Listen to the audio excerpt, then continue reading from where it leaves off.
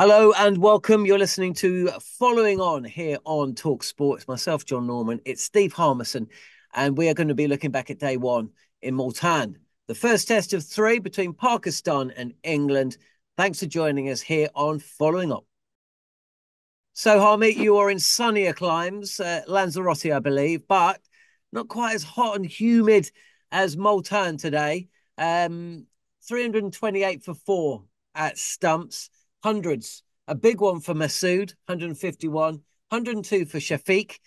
But England, with that wicket of Babar Azam late in the day, and with knowledge that just two tests ago, Pakistan lost a test match at home after scoring 450 odd, declaring, I think. They kind of just about done enough.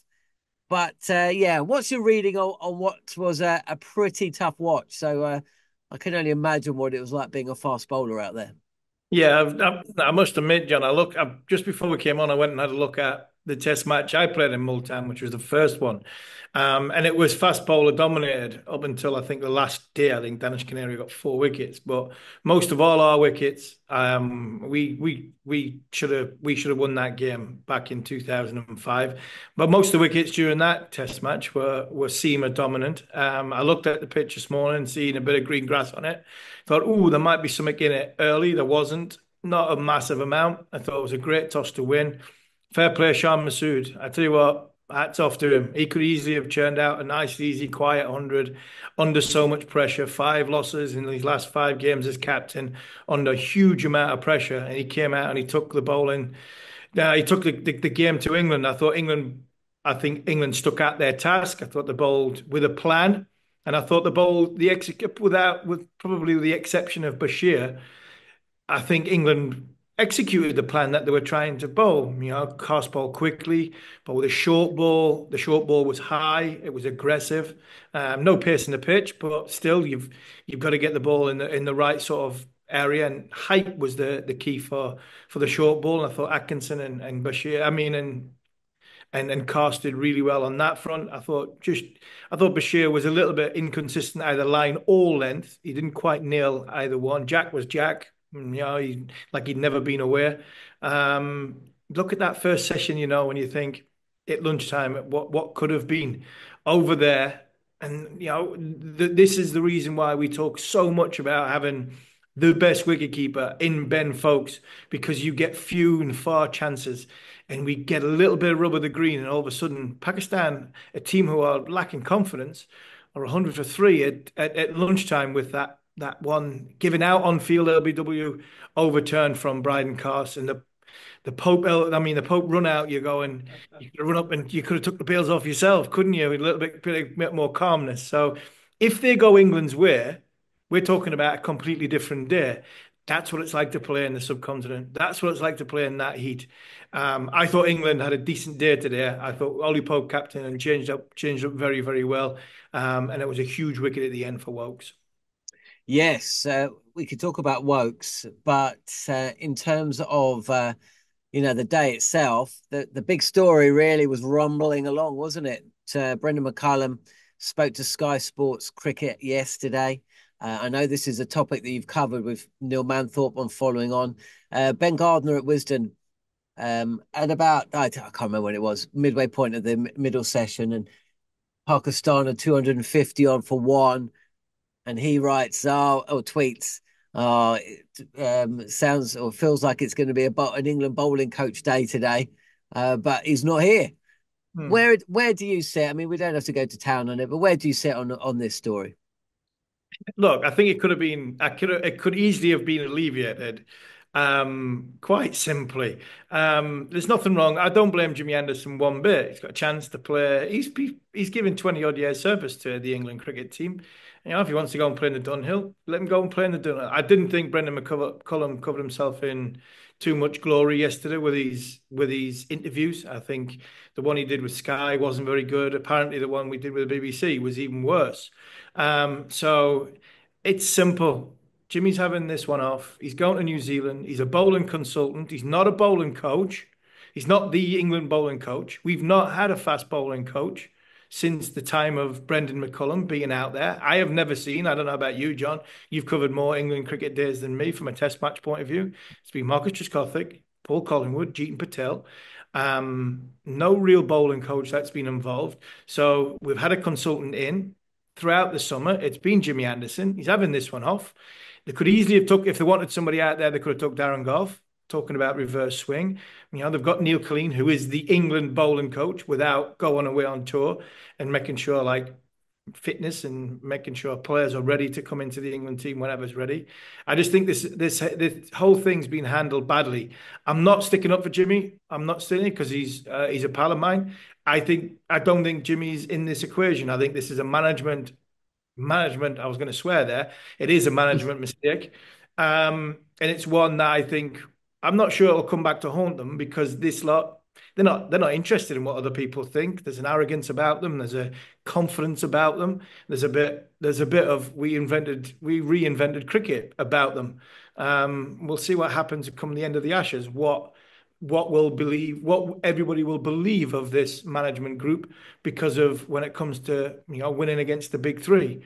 I just think they really, really shot themselves in the foot when they did not either not take a bowling coach or say that Jimmy wasn't going to go on the trip. He either goes on the trip and he's all in, or he doesn't come on the trip and he goes and meets us in New Zealand, having a bit of time off with his family to enjoy what is, which has been a 20 odd years cricket, 20 odd years of giving service to the England cricket team.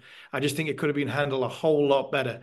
Not having a bowling coach in Pakistan with the bowlers that England have got. I know I was on my high horse before they went to India, but it was so important that I had somebody to the point of contact when they come off the field or talking about plans, setting things up, that they had somebody that's either given something out there, been out there that's been successful, or understood the art of reverse swing because Chris Wokes is really, really experienced, but he's under pressure. He doesn't want to worry about. It's not like last time. Anderson last time leads the bowlers. Don't need a bowling coach. We've got Anderson. We don't need a bowling coach. Got any problems? Go to Jimmy. Not a problem at all. He will sort himself out. He will sort the group out. He will stand there and deliver both on and off the field. This time, your leader of the attack is looking over his shoulder, going, "Am I good enough to play overseas? Am I good enough to play away? Am I? That's what he's thinking. He doesn't need Bryden Cars, Gus Atkinson, Matt Potts, Ollie Stone going to him and talking about different things of the bowling discipline. Chris Wokes needed to sort himself out. And when you look at Atkinson, you look at Cars, they're not only in a sort of inability of sort of their not having enough cricket under their belt from a first class point of view, but not having much cricket under their belt with Kookaburra ball away from home in these conditions. I think England needed a fast bowling coach out there. And unfortunately, Jimmy's going to get a lot of stick. And I don't actually think it's Jimmy's fault. I think it's a management's fault for not putting somebody in a position to stand in Jimmy's place. Let Jimmy play golf. Who cares? But have somebody out there that can be a point of contact. If it was Neil Killeen or another bowling consultant like a Darren Gough, you've just had him with the Lions. I mean, Goughy was one of the best exponents of reverse swing. I think they could have had Darren Gough out there for 3 or 4 weeks. Yeah, I mean, it's very well said. And Ben Gardner was right. It is an England bowling coach day because Jeetan Patel has just spoken to Nasser and Athers on Sky Sports Cricket. Look, you talk about our bowlers. Chris Wokes is playing his first overseas test since we covered him in the West Indies, beginning of 2022 or three, can't remember, 2022. Gus Atkinson's never played a test overseas. Bryden Cast is on debut. Jack Leach hasn't played a test match since Hyderabad earlier this year, and then he picked up the injury, then was dropped. How do you assess how all four of those went? I thought they stuck to the plan nicely. I thought there wasn't much there early on. Didn't really swing that much. As much as the green grass was there, it died off very, very quickly.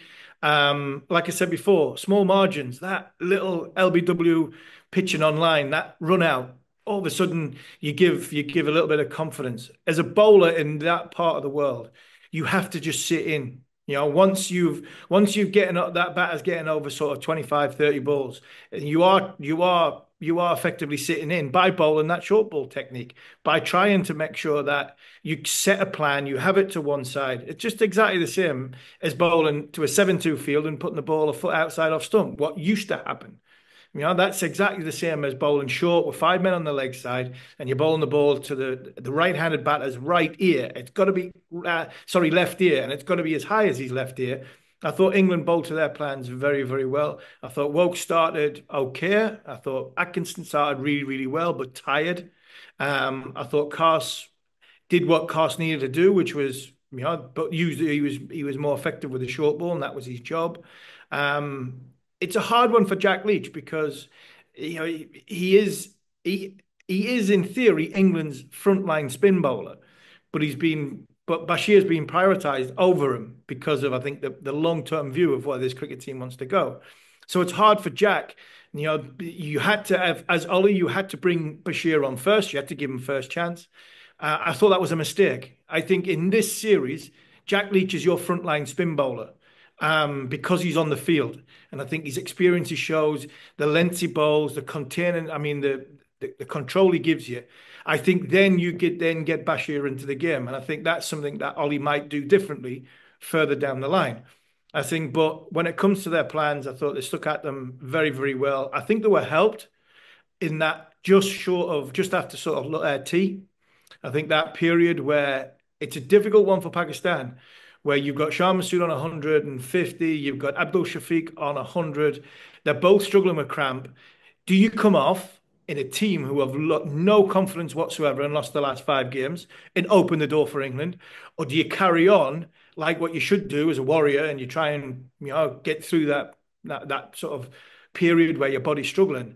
The problem for that is you slow the run rate down and then you give the opposition a chance to regroup, put pressure on. And I think Pakistan helped England in that period, and then England started to get their feet, started to put dot balls in a row, get a few, missed on the outside edge of the bat. Bashir got one or two to spin, and then that put Pakistan under a little bit of pressure and gave England a little bit of confidence. So I think that period there, just after tea, was one where Pakistan really sort of struggled to what should have been going. They went 4.8 in the first session, 4.1 in the second session. They should have come out all guns blazing and going six and over in the last session and been 380, nearly 400 in the whole day and really rammed home the advantage. I think their bodies let them down. And I can see why they didn't walk off because they're a team playing with very, very little confidence. And I think that's where England grasped it back and then really stuck together as a group and finished the day strong. And how do you see tomorrow going? I still think England are in this. I still think England are in this big. It's not about tomorrow with the ball for England. It's about tomorrow with the bat.